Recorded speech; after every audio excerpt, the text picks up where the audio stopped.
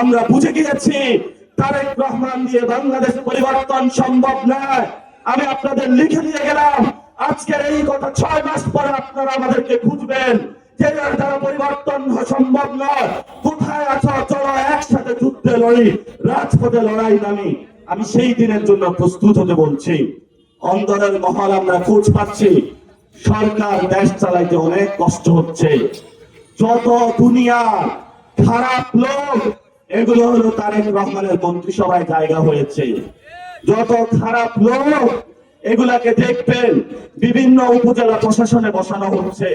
আপনি কালকে অফিসে যান, সেবা পাইবেন না। উপজেলা পরিষদে যান, সেবা পাইবেন না। বিশ্বাস না হলে গিয়ে দেখুন। 6 মাস পরে সেই প্রস্তুতির জন্য আমরা আপনাদেরকে বলছি, আমরা বলছি, তারেক রহমানকেও বলছি, আপনি আর বাংলাদেশের ক্ষমতা চালানোর যোগ্য নয়। আপনারা আমাদেরকে প্রশ্ন করবেন, কোথাকার তুমি ছেলে বলে তারেক রহমান ক্ষমতা চালানোর যোগ্যতা নয়। আমি আপনাদেরকে বলি, যার বাবা ইন্ডিয়ার চোখে চোখ রেখেছিল, বাংলাদেশের উন্নয়ন করেছিল, যার মা বলেছিল ওদের হাতে গোলামের জিঞ্জির, আমাদের হাতে স্বাধীনতার পতাকা, তার সন্তান যদি আওয়ামী লীগের সাথে হাত মেলায়, ভারতের সাথে হাত মেলায়, সেই তারেক রহমানের উপর আমরা বিশ্বাস রাখতে পারি না।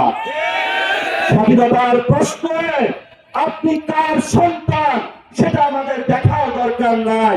আপনি বাংলাদেশের পক্ষে আছেন কিনা, সেই পক্ষে যদি বাংলাদেশের একজন রিক্সা চালক দাঁড়ায়, একজন কৃষক দাঁড়ায়, তার নেতৃত্বে আমরা কাজ করতে ইচ্ছুক আছি, কিন্তু কোন অন্যায়কারীর সাথে নয়।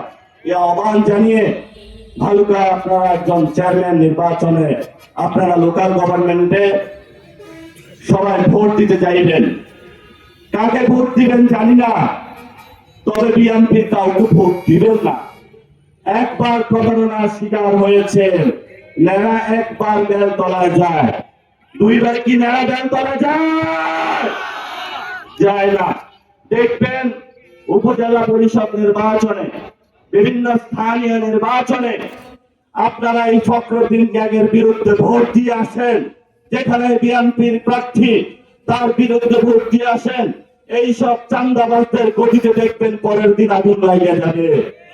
এই আগুন লাগানোর জন্য আমরা আগুন নিয়ে যাব না। আমরা নতুন ভাবে ভোটের মাধ্যমে তারেক রহমানের সরকার পতন ঘটাবো ভবিষ্যতে ইনশাআল্লাহ।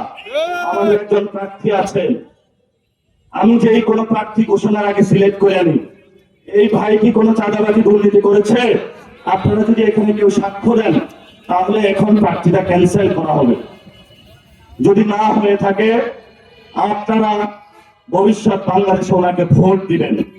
যদি আরো কোনো ভালো প্রার্থী আপনারা খুঁজে পান, এখানে এমন লোক দাঁড়ায় বলতে পারেন যে আমি ওনাকে মানি না, আমি প্রার্থী হতে চাই, আমরা ভালো লোকদের খুঁজতেছি। এটা আমরা নিজেরা ওনাকে ক্যান্সেল করা লাগবে না, উনি নিজ থেকেই সরে দাঁড়াবে। আমরা ভালো মানুষদের মূল্যায়ন করতে চাই।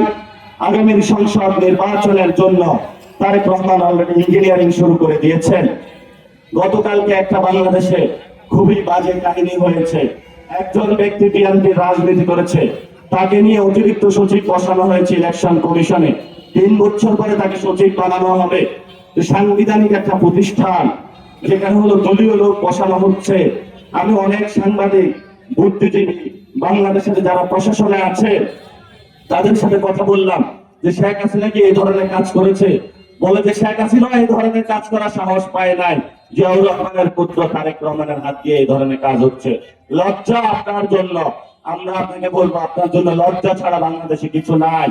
যদি সংস্কার বাস্তবায়ন না হয়, যদি আওয়ামী লীগের বিচার না হয়, যদি 1400 খুনের শহীদের রক্তের সাথে বেইমানি করা হয়, আমরা 1 সেকেন্ড অপেক্ষা করব না তারেক রহমানের সরকারকে পালাইতে। ধৈর্য ধারণ করতেছি। ধৈর্যকে আপনি আমাদেরকে দুর্বলতা হিসাবে নেবেন না। আমরা মনে করছেন যে এরা পাঞ্জাবি গায়ে দিয়ে আসছে, মাঠে ঘাটে সমাবেশ করে, কি আর করবে? আমার তো কোনো চুলো ধরার ওদের সাহস নাই। বলে দিচ্ছি একবার, যখন টান দিব, সুটকেস নিয়ে পালানোর টাইম পাইবেন না। যেইভাবে সুটকেস ছাড়া লন্ডন থেকে এসেছেন, এইভাবে লন্ডনে পালাইতে বাধ্য হবেন আপনি। ওনার টাইম নাই, কারণ আমরা এক আল্লাহ ছাড়া কাউকে বিশ্বাস করি না। আমরা আল্লাহকে বিশ্বাস করি বলে, শহীদ উসমান হাদিকে বিশ্বাস করি বলে আজকে আপনাদের সামনে দাঁড়িয়েছি।